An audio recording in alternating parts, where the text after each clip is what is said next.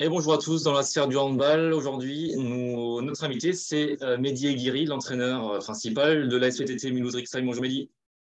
Bonjour à toi, bonjour à Seb. Et bonjour Sébastien, toujours présent dans toutes les circonstances. Oui, tout à fait, oui. Voilà, donc aujourd'hui, nous allons parler du début de saison de la SPTT Mulhouse-Rixheim. Et Mehdi, la première question est extrêmement simple. Peux-tu nous exposer un petit peu ce début de saison et quels sont tes ressentis? Sur le début de saison, nous avons été aidés déjà par les blessures. On Oui. a beaucoup de joueurs blessés. Pour la petite info, on n'a jamais fait un entraînement au complet depuis le début de saison. Les matchs, c'est pareil. Donc ça, vraiment difficile pour nous parce que voilà, on prépare une équipe pour qu'elle joue le milieu de tableau. Au final, on se retrouve à des fois jouer à l'entraînement à 8 ou 9 et on est obligé de faire venir des jeunes ou des mecs de l'équipe 2. Donc c'est des fois pesant, mais bon, c'est comme ça fait partie des aléas du sport. Donc ça, c'est la première des choses. Après, au point de vue résultat sportif, je pense on n'est pas à notre place. Je pense que c'est de notre faute, hein. Mais je pense qu'il nous manque deux, voire 3 points par rapport à ce début de saison. Il y a des adversaires contre lesquels, notamment à l'extérieur, Vénissieux, Annecy, qui sont au-dessus de nous. Mais on a fait des belles premières mi-temps là-bas. Donc, ça veut dire qu'on a les capacités de faire de belles choses.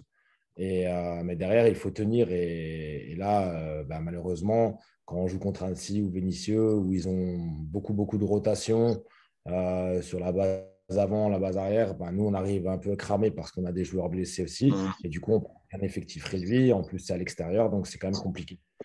Bon, après, là, on a bien réagi après notre défaite face à Pau à domicile. Ça nous a mis un petit coup. On est parti à Gonfreville. On a fait une mauvaise première mi-temps, mais une belle deuxième mi-temps, ce qui nous a valu de ramener au moins le match nul de Gonfreville. On prend un but à 2 secondes de la fin.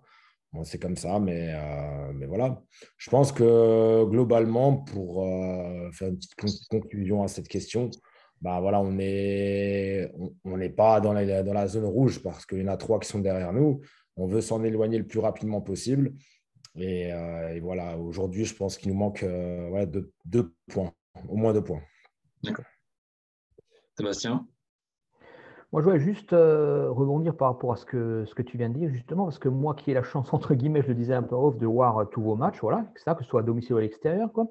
J'ai vu effectivement qu'on peut dire que, alors, ça c'est dans mon analyse à moi chaud comme ça, qu'il y a, entre guillemets, 3 bons quarts d'heure où l'équipe est vraiment, elle tient tête à tout le monde, c'est ce que j'ai vu, franchement, grosso modo, quoi. Et qu'effectivement, après, il y a effectivement des temps faibles, voilà, et qui sont préjudiciables, voilà. Est-ce que toi, bon, tu as répondu à peu près à la question, mais est-ce que tu penses que c'est quoi le manque de rotation? Effectivement, on sait qu'il fait des fois que les blessés, parce qu'on sait que tu as eu des postes clés à titre personnel qui ont été, voilà, on pense notamment à Théo, dans les buts, etc. Mais justement, est-ce que toi, tu penses aussi que on revient à ce qu'on avait dit la dernière fois qu'on s'était entretenus tous les trois, aussi par rapport au collectif un peu neuf, aussi un peu nouveau, voilà, qu'il faut encore du temps Oui, oui, sûrement qu'il faut du temps. C'est un nouveau collectif et c'est jeune, c'est très jeune. Donc, il n'y a pas non plus de réels hommes d'expérience qu'on a pu avoir auparavant. Maintenant, c'est un effectif nouveau, mais bon, on le voit, tu l'as vu, on est capable de tenir tête à n'importe qui. Par contre, notre adversaire, c'est nous-mêmes en ce moment et nos temps faibles, ils sont trop longs. À partir du moment où nos temps faibles sont trop longs, ça devient compliqué pour gagner un match ou garder un avantage. J'en veux pour preuve le dernier match à domicile qu'on a fait contre Pau. Mhm.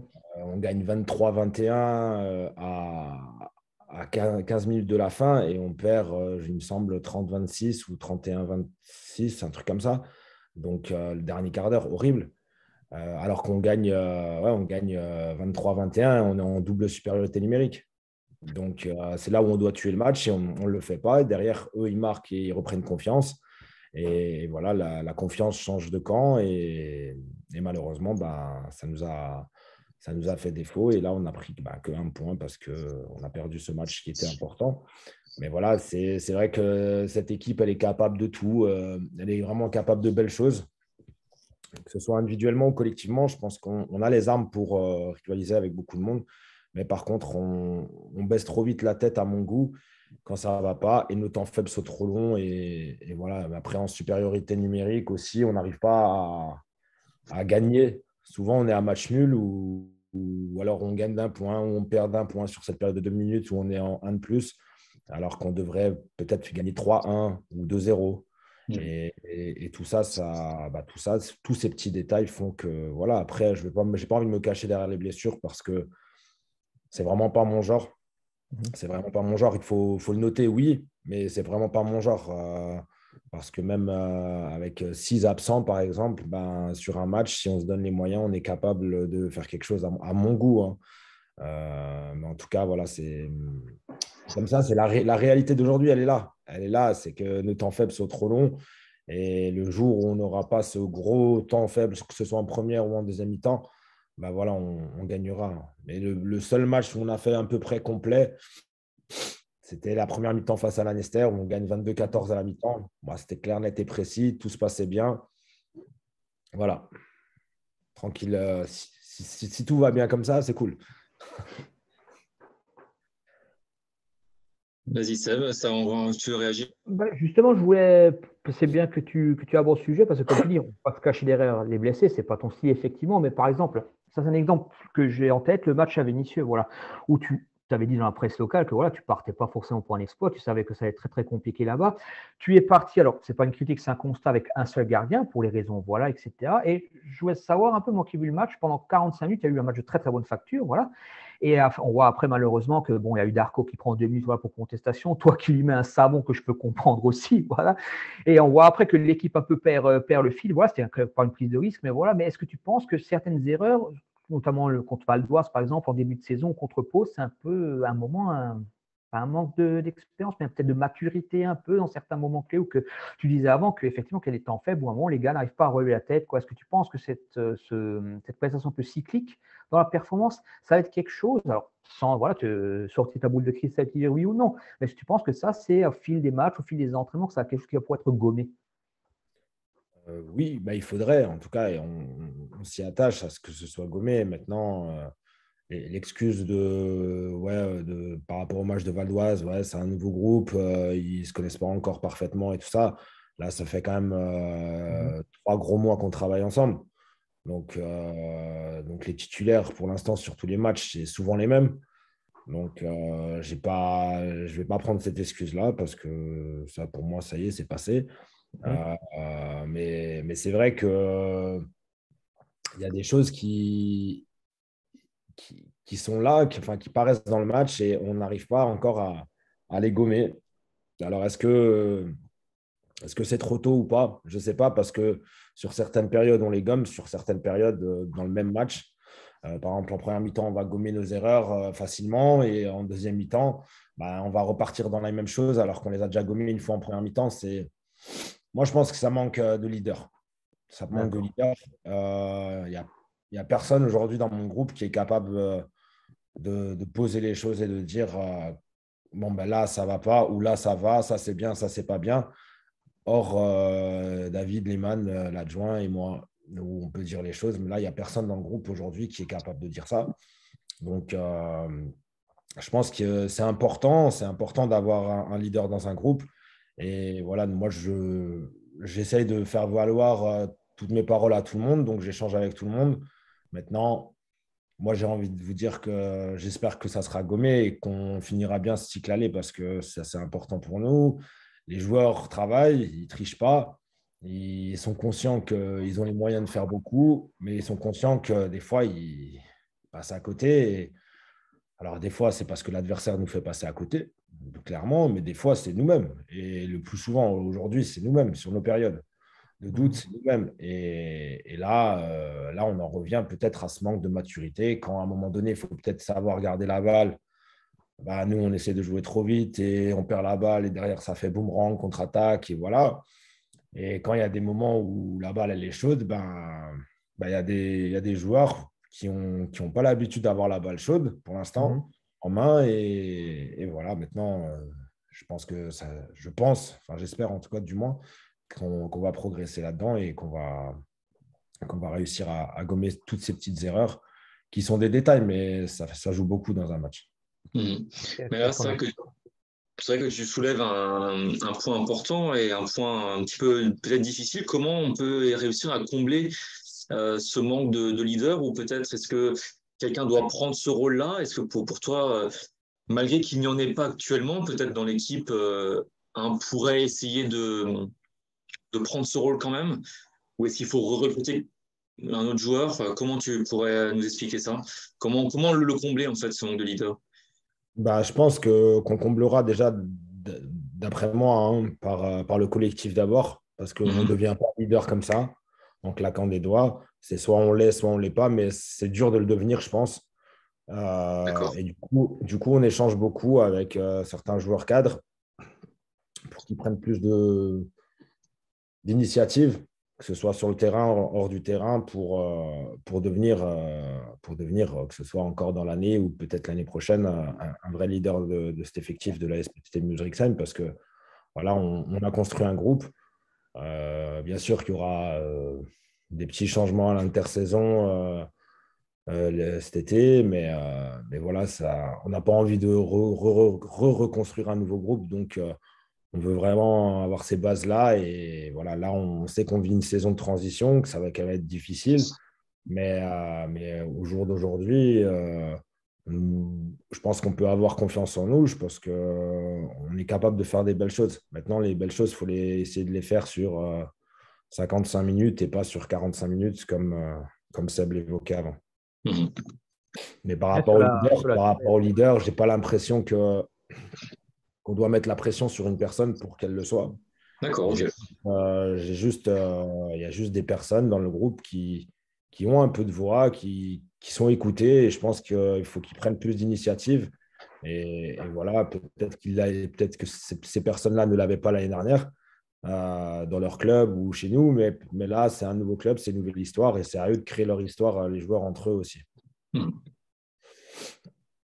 Voilà, je suis un peu, si je peux me permettre, Max, je suis un peu d'accord avec ce que dit Mehdi. Enfin, c'est toujours mon analyse aussi, mais que pour moi aussi, je trouve qu'un leader, quoi, ça s'improvise pas. Soit on l'est, soit on peut le devenir, quoi, mais en général, soit on l'est, soit on l'est pas, quoi. Et c'est vrai que peut-être que, voilà, que certains joueurs se responsabilisent un peu plus au niveau de ça, mais moi, je pense, comme l'a dit Mehdi, que le salut viendra vraiment de la prise de conscience collective, quoi. Vu le profil de ton équipe, hein, je pense, parce que toi qui as été aussi leader pendant des années en tant que joueur, tu sais ce que c'est, quoi. C'est quelque chose qu'on doit avoir, mais qui n'est pas forcément, c'est aussi un poids qu'on a sur les épaules. Je ne sais pas ce que tu en penses, parce qu'à un moment, Oui, oui. c'est aussi vers toi qu'on regarde. Tu vois ce que je veux dire? Quand les choses vont bien, mais surtout quand les choses vont mal, c'est là, en général, on se retrouve vers le gars en disant, ouais, mais là, entre guillemets, tu n'as pas pris le chaman, mais on fait quoi là? Tu vois? Oui, non, mais c'est pas facile à porter, hein, on va dire ce costume-là, entre guillemets. Mais c'est important d'en avoir un dans l'équipe, un ou deux. Et on parle souvent aussi dans le football des hommes de vestiaire ou des échanges sur le terrain qu'on peut avoir avec les joueurs cadres et tout ça. Ben, moi, c'est un peu pareil que j'ai envie de mettre en place. Il y a des joueurs cadres, il y a des joueurs sur qui on compte. On les a recrutés pour qu'ils deviennent des joueurs cadres ou qu'ils deviennent, entre guillemets, les meilleurs joueurs de la SPTT. Maintenant, voilà, on attend beaucoup d'eux, c'est normal. Mais voilà, on ne va pas leur mettre la pression si dans leur âme, ils ne sont pas leaders. Par contre, on va essayer de les initier, de leur montrer un chemin sur lequel ils peuvent l'être sans forcément porter la voix parce qu'ils sont peut-être un peu plus réservés, des choses comme ça. Mais voilà, au moins l'être déjà sur le terrain et montrer qu'ils sont là, bah, je pense que c'est important. Mais même pour le joueur, c'est important quand tu arrives dans un nouveau club tu as envie de réussir. Tous mes joueurs, ils ont envie de réussir, c'est pas le problème. Par contre, maintenant, on doit réussir ensemble. C'est pas une fois l'un, une fois l'autre. Moi, je m'en fous qui marque 10 buts, qui marque 0 but. Pour moi, un mec qui marque 0 but, mais qui distille et qui organise bien son jeu ou qui défend bien, il aura fait son match. Je ne regarde pas les stats. Je ne suis pas quelqu'un qui me dit ah, lui, il a marqué 10 buts aujourd'hui, ouais, c'est bien. Ben non, s'il a marqué 10 buts, mais si c'est grâce à tous ses coéquipiers qui sont autour de lui, bah, c'est aussi grâce à ses coéquipiers. Le handball, c'est un sport collectif. Donc voilà, en défense, c'est pareil. S'il y en a un qui ferme tous les espaces, toutes les erreurs que font les autres, bah, il aura fait son match. Et pourtant, ça ne sera pas marqué dans les stats parce qu'il n'y a pas de stats défensives. Mais, Ouais. euh, mais voilà, moi, je pense que ça passe par là. Ça passe par un état d'esprit de combattant et tout ça.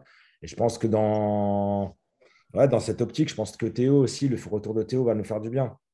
Parce que Mhm. c'est quelqu'un qui était l'année dernière, c'est quelqu'un qui aime porter, qui aime dire les choses, qui met de la voix, qui met de la volonté. Et je pense que ça peut nous faire du bien. D'ailleurs, Théo, que l'on retrouvera en interview, Sébastien, la semaine prochaine, hein. Voilà. Tout à fait, oui. Donc là, on a bien compris effectivement l'aspect vraiment collectif, hein. Et toi, Sébastien, tu es le mieux placé peut-être pour rebondir sur ça.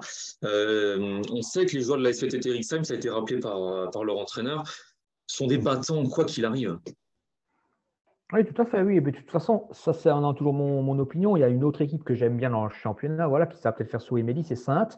Même si c'est pas forcément qui a actuellement fait un très bon début de championnat, je trouve que ce qui est intéressant à voir jouer dans cette équipe, et quand elle arrive à s'en sortir, des fois, même si c'est sur le fil, c'est justement par le collectif, quoi. C'est là, des fois, c'est comme a dit Mehdi, c'est une action défensive d'un groupe, etc., qui fait la différence. Voilà, alors que forcément, des fois, ça ne se joue à pas grand-chose, même si Saintes est très bien classé actuellement. Et je trouve effectivement qu'on ne peut pas reprocher, sur ce que j'ai déjà vu, à son équipe de ne pas jouer comme il a dit, de tricher, quoi. Je pense que tout le monde est investi, quoi, d'une certaine manière. Après, c'est vrai que il y a... moi, ce que je trouve assez intéressant dans les paroles de Mélis, c'est que sur ce que j'ai vu à chaque fois, c'est qu'on a l'impression, alors est-ce que c'est voilà, pour diverses raisons ou pas, c'est que sur chaque match, on va dire grosso modo depuis le début, il y a chaque prestation des joueurs n'est pas forcément la même sur les matchs, quoi. Je pense que c'est comme il dit, la continuité, la régularité. On voit par exemple que son gaucher là, a fait un très très bon début de championnat, que là après c'est David Eponou qui a pris le relais, voilà, que des fois voilà, c'est Théo le bon, voilà, voilà, donc on voit qu'effectivement que le jour où on arrive à trouver, je pense, le bon compromis entre tout ça dans le collectif, et que peut-être avoir moins de stats, moi peut-être du 10 ou 11 buts par match, mais que ce soit un peu mieux réparti, que voilà, que chacun, je pense que là, à mon avis, c'est ça qui va être le déclic, quoi. Mhm. Un groupe concerné, voilà, et qui après, c'est sûr que, alors non, je ne veux pas faire le moralisateur, mais ça, je ne vais pas l'apprendre à Mehdi, mais c'est vrai qu'un groupe peut très bien vivre, et ça, j'en suis conscient que son groupe vit bien, et je fais confiance à Mehdi et à David pour s'assurer du bon fonctionnement du groupe. Mais c'est vrai qu'à un moment, on est des êtres humains, un moment, quand on perd ou qu'on n'arrive pas, à un moment, c'est frustrant, quoi, et ça peut des fois, je dirais pas délier le tout, mais c'est vrai que c'est pas évident à gérer, quoi. Voilà. Mhm. Et moi, j'aimerais revenir avec toi, Mehdi, sur les prochaines échéances. Est-ce qu'il y a des prochaines échéances importantes, des matchs clés dans les Oui, bien prochains sûr, mois? bien sûr qu'il y a des matchs clés. Je ne vais pas vous cacher qu'on a déjà coché sur le calendrier les matchs clés. Oui, Voilà, là, on reçoit Angers dimanche.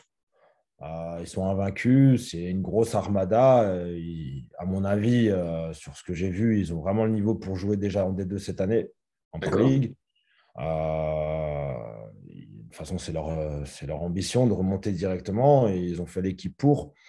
Maintenant, voilà, ils ont ramené des joueurs tunisiens, un Égyptien, plus les joueurs qui étaient en D2 à Angers. Donc, voilà, c'est une belle équipe. Ça va être très difficile pour nous. Mais après, comme j'ai dit à mes joueurs, peut-être que sur 10 matchs, on va en gagner 2 ou 3 contre eux. Mais voilà, peut-être que ça sera dimanche. Mais c'est à nous de mettre les ingrédients. Si on ne met Mhm. pas les ingrédients, on ne gagnera pas. Voilà, D'accord. c'est à nous de mettre les ingrédients. Et je pense que voilà, essayer de faire tomber le leader. Et l'entraîneur d'Angers, il en est conscient parce que je le connais bien. Tout le monde, chaque week-end, veut faire tomber le leader. Tout le monde, tous les clubs veulent faire tomber le leader. C'est un peu comme au PSG au foot. Tout le monde veut les Mhm. faire tomber. Voilà, nous, on est un petit club, on ne joue pas dans le même championnat. Angers, Vénissieux, Annecy, Saintes, qui est une équipe surprise, je te l'accorde, Seb. Le PSG 2 ne joue pas dans le même championnat que nous actuellement. Donc, le championnat, il est quand même coupé en deux. Et je pense que le match d'après Angers, on va à Martigues. Et ça, c'est un match capital déjà pour nous, parce que Martigues est derrière nous. Donc, on aura envie de les laisser derrière nous. Et bon, bien sûr que Martigues va vendre chèrement sa peau pour gagner à domicile face à nous, hein, c'est normal. Mais en tout cas, nous, on a envie de. Il nous reste 5 matchs, on a envie de gagner le plus possible, mais je pense que voilà, si on arrive à ramener 3 victoires sur ces 5 matchs, ou 2 victoires et un match nul, on finira bien ce cycle aller, Ok. à mon avis. Voilà, derrière, donc on enchaîne Angers, Martigues, PSG chez nous, et on va à Dreux et on finit par Cournon chez nous. Donc voilà, on a 3 matchs chez nous qui ne sont pas forcément faciles parce que c'est des favoris. Et à la réserve du PSG qui est costaud quand il vient au complet. Et du coup, là, on va à Dreux et à Martigues, qui sont des matchs très, très importants par rapport à la place où on a besoin de points. Et donc, voilà, on va se battre jusqu'à cette trêve pour ramener le plus de points possible. Et voilà, mais c'est vrai que ces matchs-là, Martigues, Dreux, bah, déjà, on les a cochés. PSG chez nous, je pense qu'on peut faire des grandes choses. Ok. Et bon, je vois qu'on n'a plus beaucoup de temps. Sébastien, peut-être une dernière question pour Mehdi. Non, tout ce que je peux lui souhaiter, c'est effectivement que son équipe prenne le plus de points possible. Après, c'était juste effectivement pour un peu parler un peu par rapport aux équipes qui arrivent. C'est vrai qu'en en discutant avec quelques collègues de Martigues aussi, c'est vrai qu'ils sont un peu dans le même cas de figure que Rixheim. Voilà. C'est un groupe qui, je dirais pas qu'ils se cherchent, mais voilà, où il y a des résultats en dents de scie, voilà, ça se joue des fois pas grand-chose. Mais je pense, à mon avis, que où Mehdi a été vraiment sincère, c'est on a l'impression qu'il y a un championnat vraiment en deux, quoi. Comment les équipes du haut de tableau, voilà, c'est que même si le PSG actuellement est un peu entre guillemets dans le dur, parce que voilà, il y a eu des résultats un peu qui ne sont pas en faveur des hommes de Thierry Perreux, mais c'est vrai que je pense qu'il y a un mini championnat dans le championnat. Je ne sais pas ce que tu en penses, Mehdi, quoi, et qu'à un moment, ça va être là où vraiment on va attendre entre guillemets les loups de la SPTT au tournant, quoi, tout simplement, quoi. Voilà. Et Non, effectivement. effectivement, là, je te suis. Il y a les équipes de tête qui ont un autre niveau que les équipes qui sont plus bas au classement. Après, voilà, tout est possible sur un match. Ça, je tiens à le dire quand même. Je pense que le dernier est capable de battre le premier dans cette poule, mais il y a à condition de mettre tous les ingrédients. Et du coup, j'ai envie de te dire que ce que tu disais avant, une fois, c'était l'Arsène qui jouait bien pendant un mois. Après, c'était David. Après, c'était Théo. Ben voilà, c'est vrai que chez nous, si le jour où tout le monde sera ensemble, on réussira, où on aura de la réussite tous ensemble et sera vraiment à leur meilleur niveau, je pense qu'on est capable de battre n'importe qui. Et bon, bah, bien sûr, j'espère que ce soit dimanche déjà, mais ça, voilà, on verra dimanche. Mais bon, en tout cas, je pense vraiment que ouais, là, on se doit de rattraper des points qu'on a perdus, par exemple, soit contre Val-d'Oise, soit contre Pau chez nous. C'est des matchs à mon avis, qu'on ne devait pas perdre. Et je pense qu'on doit les rattraper. On a commencé à gratter un point à Gonfreville, le dernier déplacement. Donc, ça, c'est bien. Maintenant, il faut poursuivre là-dessus. Et ce qui nous manque aussi, c'est qu'on n'a jamais fait de série, en fait. Oui. Dès qu'on a gagné un match, derrière, on a perdu. Et ça, c'est dur aussi. Et moi, j'aimerais bien qu'on fasse une série. Donc, j'espère en cette fin de saison qu'on la fera sur les 3 matchs que je vous ai dit déjà. Et après, peut-être déjà des dimanches avec un petit bonus via le match d'Angers. Ah bah, c'est tout le mal qu'on vous souhaite en tout cas. Merci beaucoup Mehdi d'avoir été avec nous Merci à aujourd'hui. vous. C'est sympa. Ouais, Merci merci à Sébastien. toi, François. Ouais, merci de rien. Toujours un plaisir en tout cas de pouvoir échanger avec Mehdi et avec toi aussi, Max. Un C'est plaisir gentil. partagé. Voilà, à très bientôt sur les terrains. La sphère du handball, partenaire de la SPTT Mulhouse-Rixheim. Merci à vous. Ciao, ciao.